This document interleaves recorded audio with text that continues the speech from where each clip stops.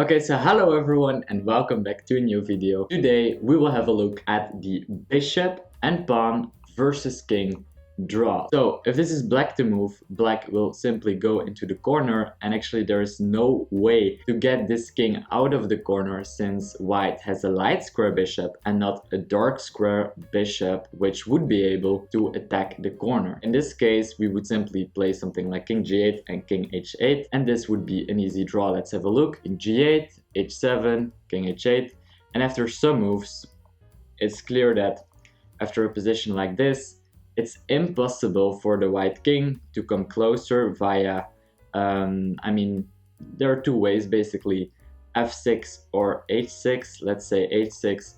This is gonna be stalemate, as you can see, because all of the white pieces are controlling all of the squares around the black king. But if it's white to move, this position is a little bit different. So what do we do with white? A pretty bad attempt by white, if it would be white to move in this position, would be to play something like h7. Why is this a bad move? Because basically black can go for the same plan of trying and reach the corner, and this is actually the same draw as we've seen earlier. What you actually want to do in this position is, and I think you understand, that we need to take off both of these squares for the black king so that he is unable to reach the corner. What we do is we play bishop h7, and now we control all of these squares. What black now needs to do is come around and try and attack the pawn just like this. King to f7. Now actually what we want to do, try and stop the black king from coming over to g5, but the white king stands a little bit too far, so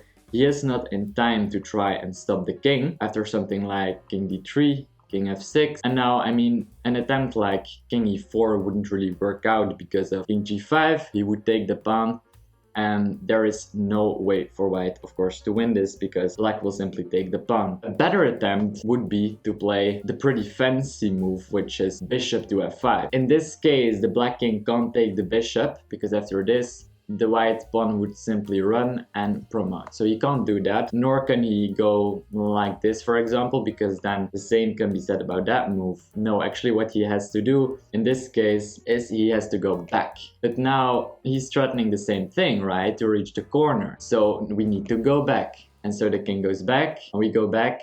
And this is actually a repetition because there's no way to both stop the black king from reaching the corner and from stopping him to pick up the pawn, right? Both threats are all the time in the position, and this is why it's a draw, because the bishop has to try and protect against both threats. Okay, so remember, this was the starting position with the king on c2. Actually, if we would slightly change the position for white, and we would put the king on d2 instead of c2, this already makes a huge difference. Why? Because remember, black's plan was, after this move, to reach the pawn just like this. But in this case, we are actually in time to control this g5 square, which means that actually this is now a win for white. Just the difference between the position of the king matters a lot, actually. So after something like this, and ultimately king f4, there's actually no way for the black king to try and grab this pawn, and actually all of these squares are protected right now. Something like king f7. You can actually go forwards with the king, so something like this, and ultimately he will have to sidestep because all of these squares are under white's control, so something like this. And now just any bishop move really, because we will be able to promote.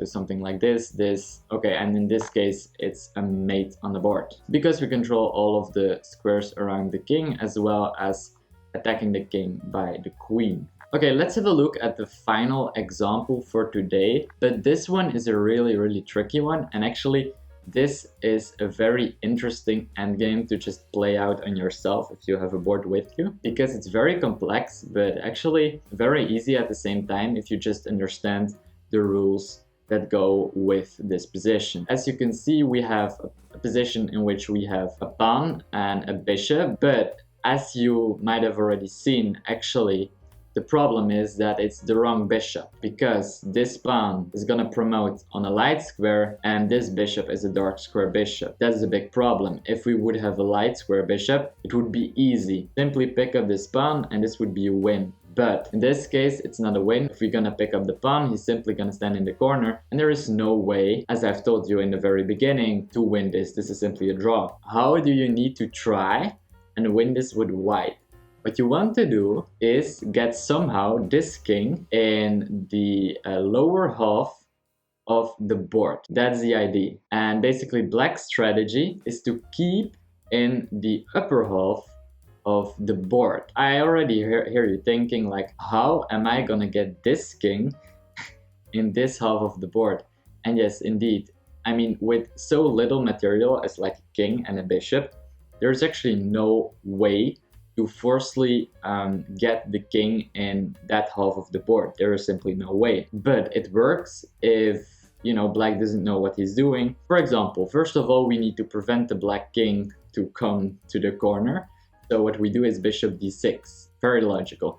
We protect all of these squares, so there's only one move for the black pieces. Now, just give you an example. What we do is we further prevent the king from going here. He has to go there. Something like this. You see what we are doing, right? This is the technique. We're controlling all of these squares, something like this. The king steps there, so we are controlling all of these squares. It's basically the same story until something like this. And let's say, like in this case, the king would stay in the upper half of the board. Then we would get something like this, right? So all the time we're trying to get the king as far as possible. And actually we want to get the king in the lower half of the board. So I will show you this. For example, we would all of a sudden decide to try and grab the pawn, right? For example, at this moment in time, we would try and grab the pawn. It's still gonna be a draw because we will, with black, be able to reach the corner. So it's something like this. And this is still a draw. And actually a pretty easy one for the black pieces. Let's go back. Even if we get the black king like in the corner just like this, there is still no way to win it, because like we can take this pawn, but black will simply be able to reach the corner just like that. I'll give you an example in which all of this is not the case. So let's say black makes the mistake, for example, in this very position, to not go to e6 like he should have done, right, to keep in the upper half of the board, but actually he decides to go to d4. And now, as you can see, he is in the lower half of the board, which means this is a win. How do we win this? First of all, bishop to d6, very nice move. Why is this such a nice move? Because we're really preventing the king from reaching the upper half of the board. Something like this. King b5, we're trying to pick up the pawn, go away, and then try and promote the pawn. But now the black king has a square to go to, so he goes to d5. But now a very nice move, simply staying on this diagonal, which is very important. So we have bishop to h2, we're controlling all of the squares around the king. King to e6, he has to go around. We take the pawn, the king goes there, but already it's too late because we go there. We control all of these squares, he goes there, and now we go there, and actually, as you can see, we control all of these squares, and there is no way for the black king to reach the corner on a8. And of course, this is easy. We will simply be able to promote. I hope you enjoyed this video, and as always, I hope to see you in the next one. Bye.